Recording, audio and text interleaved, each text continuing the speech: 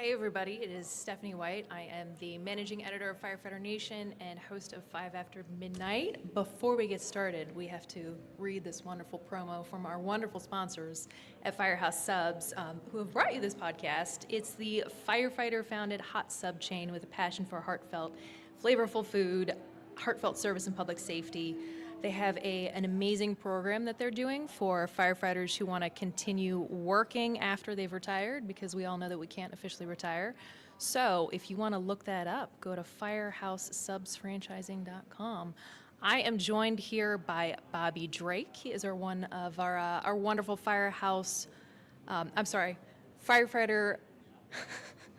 Fire Engineering Books authors. You have written a book on the training officer, and Billy Hux from Virginia Department of Fire Programs, who does a lot of training throughout the state as well. So, gentlemen, welcome. Thank you. This is an absolutely horrible setup. Everybody is walking past us, and we're told that we have to look at each other. So this is tons of fun. I wanted to bring both of you guys specifically on board because I actually got the fun, joy, and privilege of sneaking into where we're doing opening ceremonies tomorrow. Use the boss badge to get in there. And it was really unique to see for the first time, I think, at FDIC, I've been here for a couple years now, how much, and I'm not going to give away trade secrets of what goes on tomorrow, but it was amazing to see how many times on the proctor I kept seeing little tidbits about health, little tidbits about mental health. And when we think FDIC, we think training. We think fire engineering, we think training. But at what point, to you two training gentlemen, do you think we need to start looking at mental health and health as something that needs to be standardized and added into training? I'll lead it off. I think it's day one. I know that's maybe a cliche answer, but really, I mean, we're inheriting people from other disciplines, other lives, other previous experiences, and we really don't know what they're bringing to our table. And we have so many things that we have to put on their table. So, I mean, I really think that mental health piece has to start day one. We've got to start building that resiliency. We've got to start protecting them from themselves, if you will, based on things that they've experienced in the past and things they're going to experience moving forward. Now, Billy, I actually met you because you asked me to come down and talk to a lot of the fire marshals at the state program, and something we discovered in talking was you just get off a fire truck, you get put in a car solo as a fire marshal, whether it be state, city, county, or whatever, you're normally by yourself, and there's no training there to prepare you for, hey, you're about to walk into a burnt out building and you're about to have all these memories come back to you. There's nothing set in any curriculum to prepare people for that. No, it's probably one of the hardest things of the job that we found is individuals coming in from the fire service or other disciplines that may have even had a career before what Bobby just mentioned is really walking into a John Wayne syndrome of being by yourself most of the time, all day, every day. You've got phone conversations with some of your folks or email conversations. You know, outside of that, day in to day out is a lot of your responsibility, a lot of time on the road, a lot of time to think back to, some of those calls that you may have run back when you were in operation. So it's for us, I will agree with Bobby as well, from day one, from an academy standpoint, that's a huge thing for us. Bobby, how do you see, now I understand the brand new recruits, they don't even have a choice. They're in the academy, they're not going anywhere. They can't pull out a cell phone, they have to pay attention. But how do you see us incorporating this to the middle guy? The guy 5 to 10 years, 20 years, who's already ingrained in bad habits, but probably needs it the most. How do you think we can start to bring that kind of stuff in a way that will make people listen? No pressure. No, sorry. I mean, I think it's harder than we want it to be, but I think we have to find people that are willing to share their stories. There's so many resources. There's so many programs out there that are, canned curriculums, if you will, that we can deliver. But I think what really hits home for our folks and really will capture those people are people they can connect with. And so it's finding people either inside your organization, outside of your organization, that have those unfortunate experiences, that are willing to talk about it, willing to come in and be vulnerable and while hitting the objectives of the canned curriculums that talk about mental health and cancer prevention and all of those things that get wrapped in there. I think those stories are true. And I know when I was running recruit schools, we would bring or had brought in the parent of a line of duty death. And that parent talked about those things that their firefighter experienced, throughout their career. And it really just brought it home for those people to hear it from a different perspective. So for me, I think that's how we get through to that middle ground. I think that's how we bridge that gap, is people they can relate to, people that they can see themselves in. Billy, do you think there would be more buy-in from departments that are counties and cities if we started seeing stuff like that at the state level? I do. Honestly, it's something I've been kicking around for a little bit. I know Bobby and I have had some brief conversations about it, but from initial training within our Fire Marshals Academy, of making it known that it's okay. It's okay to have those conversations. It's okay to have those feelings, and I believe that probably the biggest part of all of this is making it known that it's okay to have those conversations. Something that stuck out in your class yesterday that I got to sit in on was, and I think it was actually Eddie that said this, not you, but talking about bringing in people to talk about, I think it was, the exact wording was culture. Culture or making jokes or something like that. And I had to snicker a little bit because you have actually done that in your own department. You dragged me down there to get me to talk to your officers about having the safety to apologize in firehouses and to make jokes, and to simply say, hey, I'm sorry if you offended somebody, versus kind of the pattern we've had in the past decade where if you say something that offends me, we all go straight to the principal's office. Is that something you think we really need to start incorporating culturally from day one in the academy, just like this, of, hey, you're going to walk into a room with people with different senses of humor and different backgrounds, and if something offends you or bothers you, go talk to them. How much, we have to cover so much in the fire academy, and people are already on edge a little bit because if they fail a test or two, they might be gone.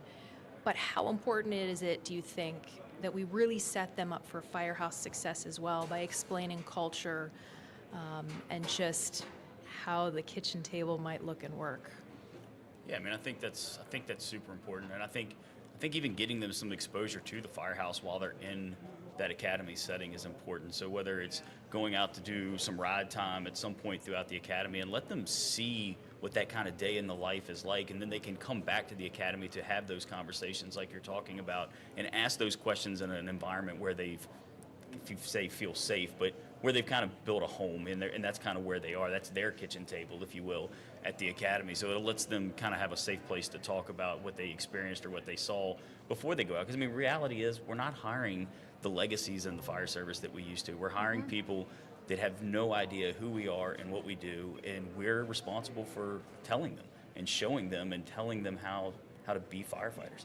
And so I think we've got to get them out there. We've got to get that exposure. We got to bring people in. We got to have those conversations about culture and the things that happen. It's not always personal, Right. but there is that line, right? There is that space. There is that place where you can't go any further. You have to draw the line in the sand. So there is that balance. It's tough. I'm not gonna lie, I haven't read the book yet, but as you progress on this topic, I mean, how much do you think you're gonna start wandering into more stuff like this? Because being a training officer, we think, all right, the guy who gets the doors set up in every battalion, and we think the tactics, we think that side of things, but how much is it the role of a training officer too, to the things we're talking about today, cancer prevention, mental health? Yeah, I think it's the piece that's been missing for a long time, because it was never in any of the canned curriculums. None Right. of this ever existed, and you were handed a thumb drive, you were handed a CD, depending on when you started teaching, and you were expected to just go deliver this program, and that was the program. I think that role of the training officer, and we kind of talked about it yesterday, is preventing those issues from happening before they have a name associated. So developing a system, building a program, building a training curriculum and academy that has all of those things in it before there's a name or a person attached to that problem. Policies, procedures, decon for cancer, all of those things have to exist before the problem presents itself. And that's the role of the training officer. It is a system manager. It's a system management. It's not just the tactical portion of the job when you find yourself in that position. Billy, you get a different view than we do because you are state and we're county. One of us better than the other. But that shot was at you, Bobby, not at him. From your purview, you do see the line of duty deaths, whether it be from behavioral health or cancer, which is something we've recently been hit pretty hard by in my own department. What is it that you think states can start doing to really start driving home the message of decon, cleaning your gear, just all those things that are so ingrained that we refuse to touch, but can make a tiny difference, right? We know that we're never going to figure out fully what's causing firefighter cancer.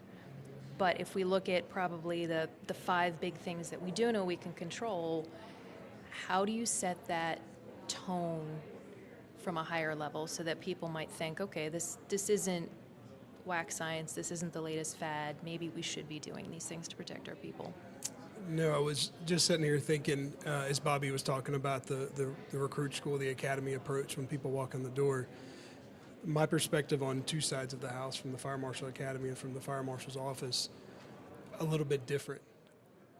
I'm going to rely on Bobby as the training officer within a locality because I'm probably going to hire his person later on into their career.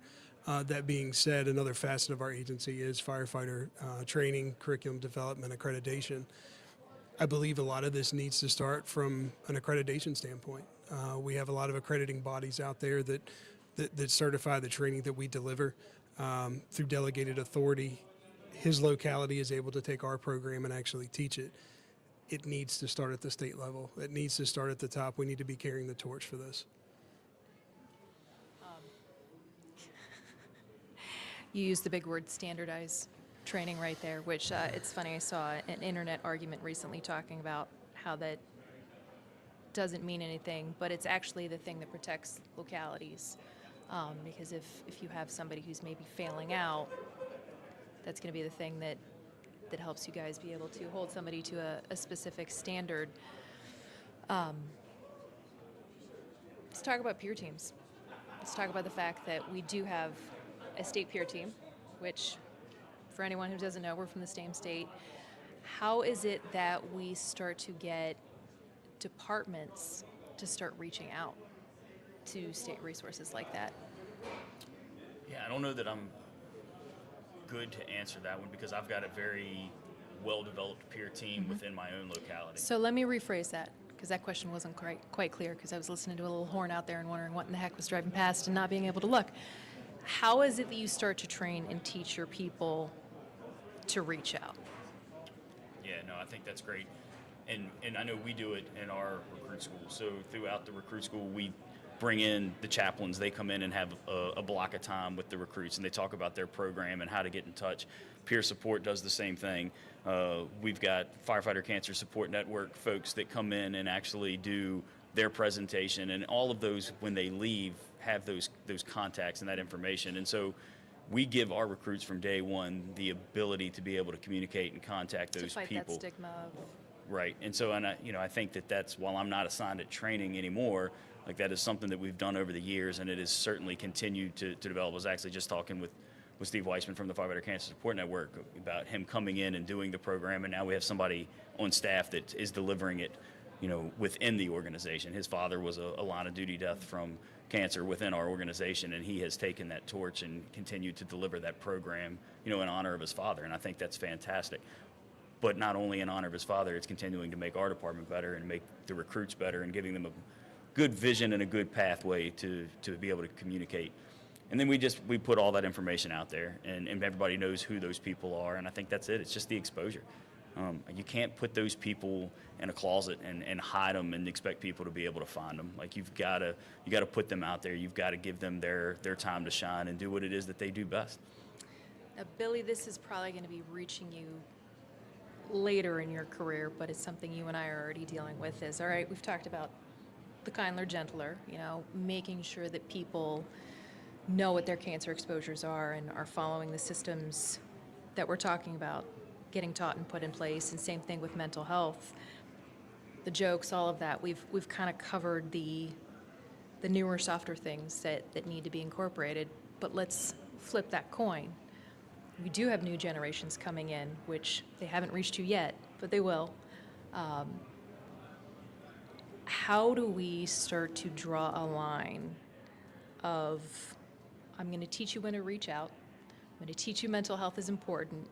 But by the way, I need you to suck some things up, right? I need you to know that this is the firehouse culture. Yes, if somebody goes over a line, makes a joke, yes. But then we also have to get to a certain place of, is everything a mental health crisis? Or, hey guys, this is a really, really tough job, and I do need you to dig deep. And how do we start to teach where that line is? Because I think we went really, really tough probably in the beginning of our career. We have about 20 years in each. And now I'm a little worried that we might be encroaching on a little too soft end of things. And we have never going to crap on the next generation, but we do have a completely different generation of kids coming in who didn't get to, play and wrestle in the backyard for their entire day because they had electronics that we didn't have.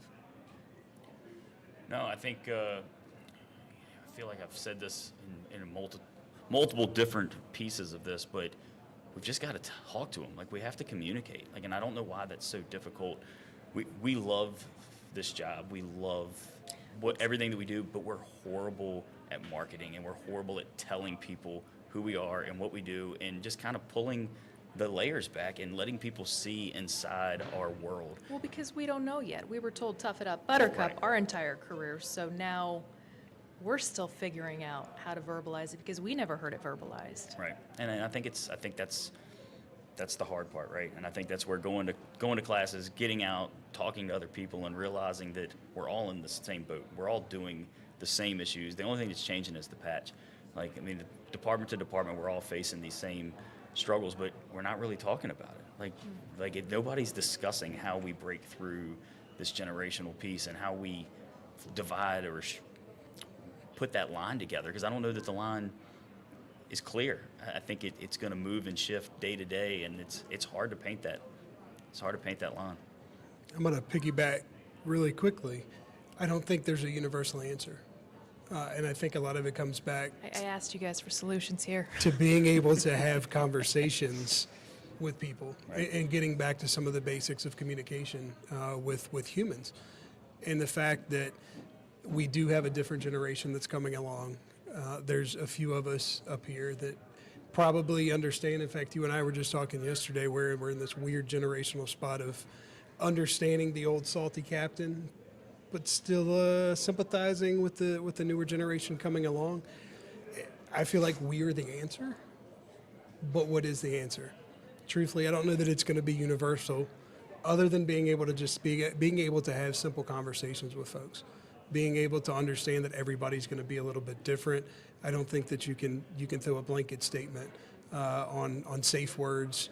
I think it just comes back to old school communication, whether you're an engine company officer, whether you're a training officer, whether you're a battalion chief, understanding that things are going to hit everybody a little bit differently. So a lot of words for a non-answer. I was about to say but that was a completely chief move there. Correct. You probably added about 10 extra ones in, but it worked well. Correct. Well, now I see the rank structure down here. All right, here's your chance to plug your book. What other things that we haven't talked about do you think belong in that training officer cadre? I'm going to start with the most important, and that's your attitude as the training officer. We let off yesterday talking about that attitude and that decision to be be in that role. And did you volunteer for that role? Were you voluntold You got for a that lot role? of places with select and direct. And are you the right person for that job? You may not have any say in whether or not you're the right person for it, but if you do, if you've chosen to be in that position, you've got to self-reflect day in and day out, and you've got to make sure that you've got the right attitude and the right values to make a difference, because you're teaching the future. But not only that, you've got to think broader than that. If you have 20 recruits over a 25-year period, how many people are those 20 recruits going to touch? They may end up becoming a training officer, and then they have their own 6 or 7 recruit schools that they've ran. So your influence of just running one recruit school in a 20 to 25-year career could have major impact culturally within your organization. And so it really starts with your attitude and the values that you bring as a training officer to the table. And I think that's the biggest plug. I mean, that's where it starts. It starts with you. It's not anything about curriculums. It's not anything about systems. It's about you. It's about self-reflection. Billy, this one's aimed at you because you are married to a firefighter. Probably the best firefighter we all know. Family.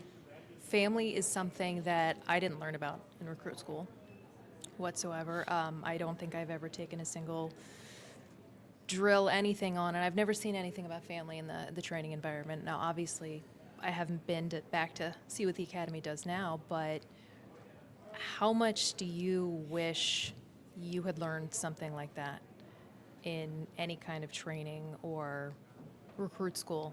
Because you yourself are a retired firefighter, and that's a challenging situation, right? Having a tired, angry person bursting through the door every morning, looking for coffee. I would say understanding, having been on the job, maybe not known exactly what you went through on a previous shift, but understanding the mentality of just being tired, right? Of the things that you see, the things that you hear, the things that you deal with, things that we've talked about. I think it's also important, again, going back to what Bobby said, the initial conversations in recruit school, we don't want to add more hours now, right? Hours equate money, but from an officer position, I see being able to have conversations with your people that also pull the family into it.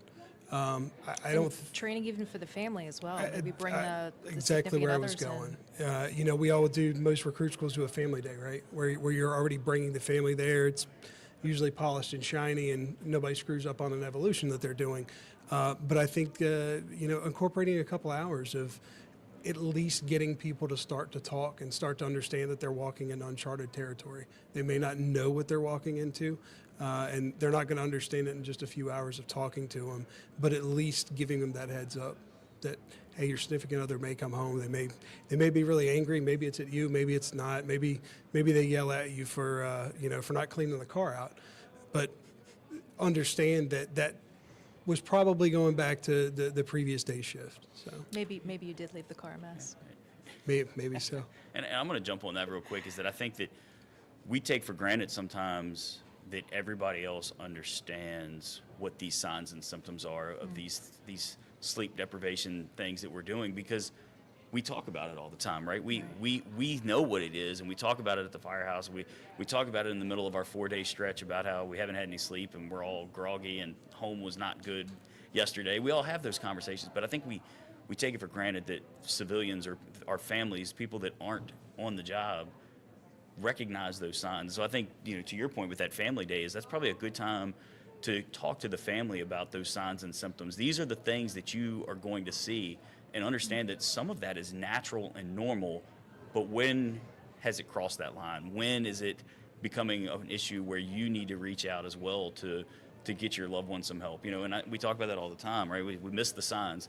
We miss the signs. Had no idea they were struggling. And we're trained. We talk about this stuff on a regular basis. We have to appreciate the fact that our families don't know. So I think the recruit school is a great time to explain that to those families right off the bat. No, and I think it's awesome that you wrote this book, and I was so fortunate to have time yesterday to sit in on your class, and I'm looking forward to reading the book, because when we hear training officer, when we hear training, at least for me, all I think of is the guy in charge of figuring out the tactical drills that I'm going to do, whether it be our battalion, recruit school, whatever. And that's all I think. I don't think the guy who's in charge of teaching culture, teaching mental health, teaching cancer prevention, and all those things. So it's absolutely amazing that you guys compiled a book saying, no, training is more than just that mono thought that we've had for so many years. So. No, I mean, I think it's absolutely a point. We talk about those standards. That's that competency piece, right? Like that's that foundational competency or those standards. And like Billy was saying, none of that's really in that basic curriculum, but getting proficient, building proficient firefighters in the long run, like that's where all these extra things come in. If we want proficiency, which is literally being able to do it in any situation, any variable, any level of stress, like we have to teach them about stress. We have to teach them about how their body's going to react and what that performance and human management of yourself feels like and looks like. And that's all still part of the training officer's role. Like you've got to teach people how their body is going to respond, let them see and feel that so they can become proficient. Otherwise, they're just going to be competent. They're never going to get above that basic entry standard.